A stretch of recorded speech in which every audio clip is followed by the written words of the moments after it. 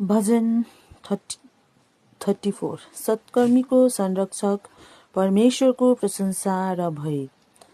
सदा सर्वदा प्रभुको म बढाइ गर्छु, निरन्तर रहन्छ मेरो ओठमा उहाँकै प्रशंसा। प्रभुमै गौरव मान्छ मेरो आत्मा, सुनेर नम्रहरू हर्षित हुनेछन्। मसँगै प्रभुको महिमा गरौँ सँगै उहाँको नामको गुणगान।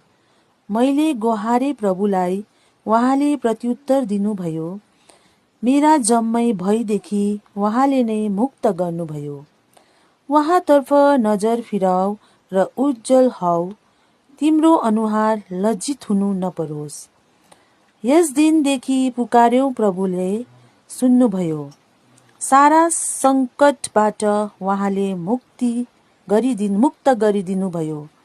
प्रभुको भय मान्नेहरूलाई मुक्ति दिन उनीहरूको चारैतिर प्रभुका दूत खडा रहन्छन्।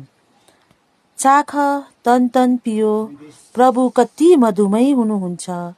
उहाँको आश्रय खोज्ने सुखी हो। प्रभुको भय मान, उहाँका सन्तहरू, उहाँको भय मान्नेलाई केहीको कमी हुन्न। धनीहरू अभावमा पर्छन्, भोको रहन्छन्, प्रभुलाई खोज्ने कहाँ कुनै असल वस्तुको कमी रहन्न। औ बालक हो, सुन मलाई, म तिमीलाई प्रभुको भय सिकाउनेछु।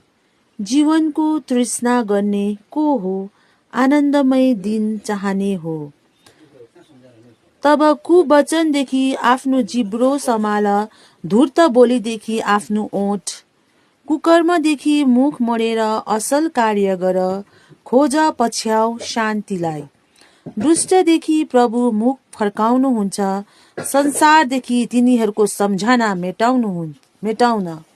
प्रभु सत्कर्मीहरूतर्फ नजर फिराउनुहुन्छ, आफ्ना कान उनीहरूकै अर्जीतर्फ।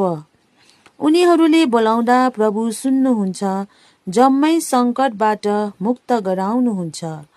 भग्न हृदयको समीप हुनुहुन्छ प्रभु, जो चुरचुर भएकाहरूलाई बचाउनुहुन्छ। सत्कर्मीका आपदहरू धेरै छन्, ती सबबाट प्रभुले नै छुटकारा दिनुहुन्छ।